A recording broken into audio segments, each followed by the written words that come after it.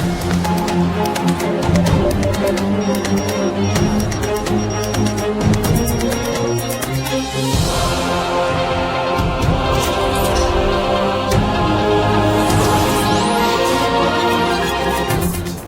est 19h30 sur les antennes de Mousso TV. Mesdames et messieurs, bonsoir et bienvenue dans cette édition. Commençons par l'actualité au Mali, une baisse de rentabilité du coton. Le prix bord-champ, le prix au producteur garanti, a été fixé à 200 francs CFA le kilo au lieu de 275 francs CFA pour la campagne précédente. Une baisse principalement liée à la mauvaise situation du marché mondial de la fibre, particulièrement touchée par les conséquences économiques engendrées par la crise du nouveau coronavirus. La compagnie malienne pour le développement du textile, CMDT, qui gère la filière, décide de diminuer le prix aux producteurs. La CMDT tape sur une production nationale de 700 000 tonnes. Avec cette chute de la rémunération de plus de 20%, certains cotonculteurs pourraient baisser les bras. Le gouvernement malien devrait allouer la même subvention aux producteurs de coton que lors de la campagne écoulée, environ 10 milliards de francs CFA. La CMDT et les autres acteurs de la filière ont d'ores et déjà décidé de réorienter l'utilisation de cette somme, destinée auparavant aux intrants. Elle servira cette fois à assurer un bonus de 15 francs CFA le kilo aux producteurs. Parlons du Sénégal.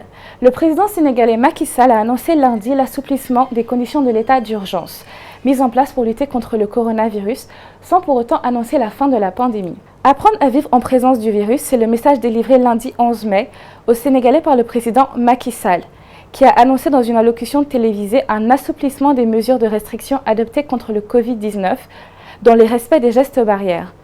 À partir du mardi 12 mai 2020, les horaires du couvre-feu seront de 21h à 5h au lieu de 20h à 6h.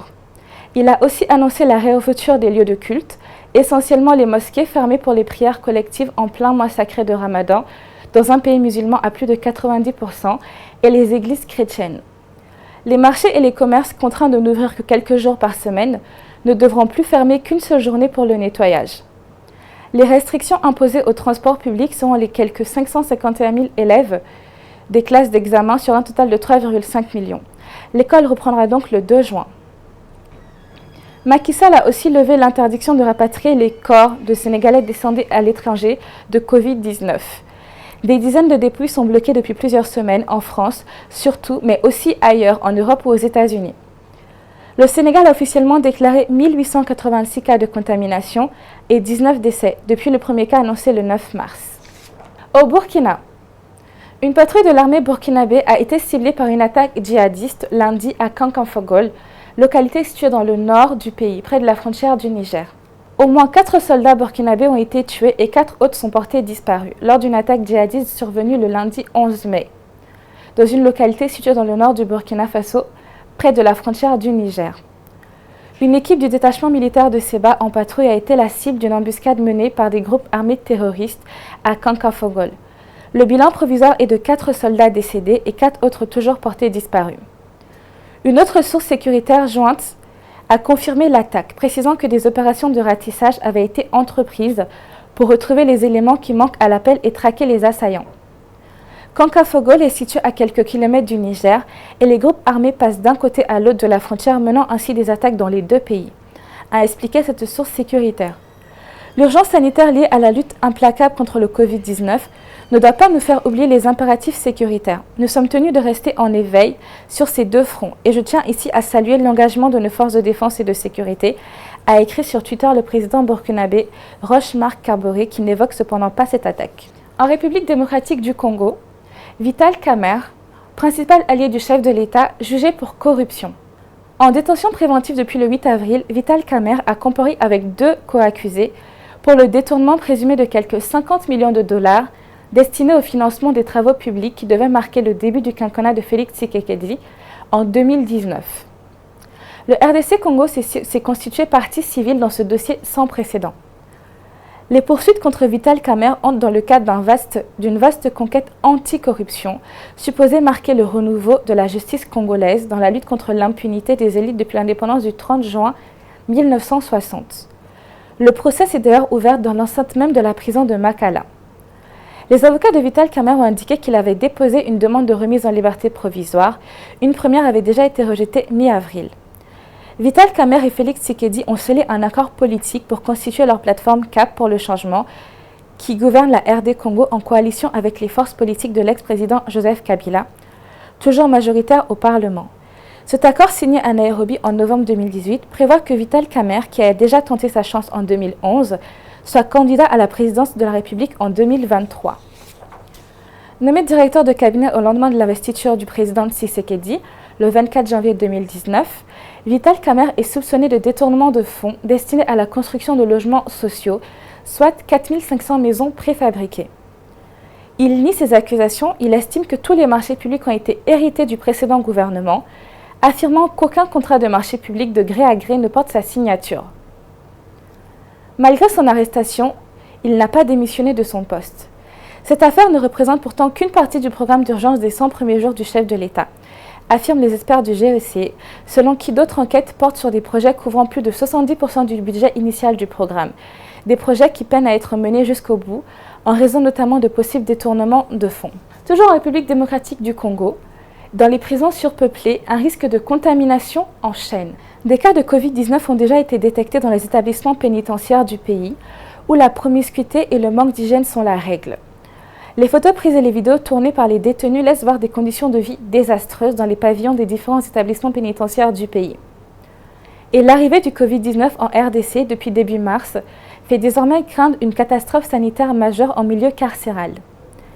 Mi-avril, Human Rights Watch publiait un rapport alarmant révélant que le taux de surpopulation moyen dans les prisons congolaises dépassait les 400%.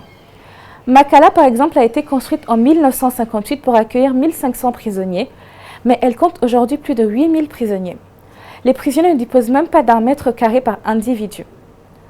Quelques jours après la publication du rapport, la cellule de riposte congolaise contre le Covid-19 annonçait qu'une centaine de cas avaient été détectés à la prison militaire de Ndolo à Kinshasa, laissant redouter le pire dans les autres prisons.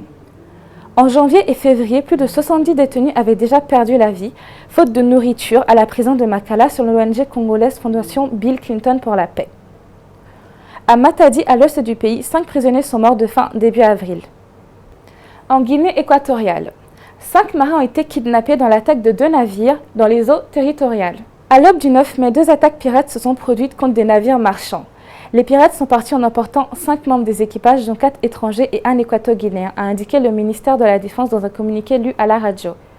Selon le même communiqué, 2 autres marins étrangers ont été blessés par balles lors des attaques et sont actuellement hospitalisés à la clinique Paz de Malabo. L'ambassade de Russie à Yaoundé, qui couvre la Guinée équatoriale, a précisé dimanche que 3 Russes avaient été kidnappés et 2 autres blessés. Le navire Yo Mitong, amarré dans le port de Malabo, a été attaqué par des pirates qui ont enlevé un citoyen russe. 2 autres Russes ont été blessés, affirme l'ambassade, tandis qu'au port de Luba, à 40 km de la capitale de Malabo, des pirates ont aussi attaqué le navire Djibolo et kidnappé 2 Russes qui étaient à bord. Le golfe de Guinée, qui s'étend des côtes du Sénégal à celle de l'Angola, en passant par celle du Nigeria sur 5700 km, est devenu ces dernières années un repère de pirates et le nouvel épicentre de ce type d'attaque. Pillage de navires et kidnapping contre rançon, ravissant la vedette au golfe Aden. Le Gabon, voisin de la Guinée équatoriale, a répertorié 2 attaques depuis le début de l'année, dont une début mai qui s'est soldée par l'enlèvement de 6 marins au large de Libreville. Au Ghana, plus de 500 nouveaux cas de Covid dans une seule usine de la côte atlantique. Au Ghana, plus de 500 nouveaux cas de coronavirus ont été détectés dans une seule et même usine à Tema, sur la côte atlantique. Un seul ouvrier a suffi pour tous les contaminer, d'après le président ghanéen, qui a prolongé le 10 mai l'interdiction des rassemblements jusqu'à la fin du mois. Les cas ont été détectés dans une usine de transformation de poissons, la plaque tournante de la pêche ghanéenne, à 25 km à l'est de la capitale ghanéenne Accra. Ces 533 nouvelles infections représentent à elles seules 11% des 4700 cas confirmés dans le pays. Ces cas ont été détectés fin avril-mai, précise le président ghanéen Nana Akufo-Addo. Ils ont été rapportés seulement la semaine dernière. Le gouvernement ghanéen a levé la restriction de déplacement il y a 3 semaines, tout en menant une campagne massive de tests, y compris pour les cas asymptomatiques. Dimanche 10 mai, il a prolongé l'interdiction des rassemblements, la fermeture des frontières et celle des écoles et des universités, au moins jusqu'à la fin du mois. Nous arrivons à la fin de cette édition. Merci de votre attention et très bonne suite de programmes sur Mousso TV.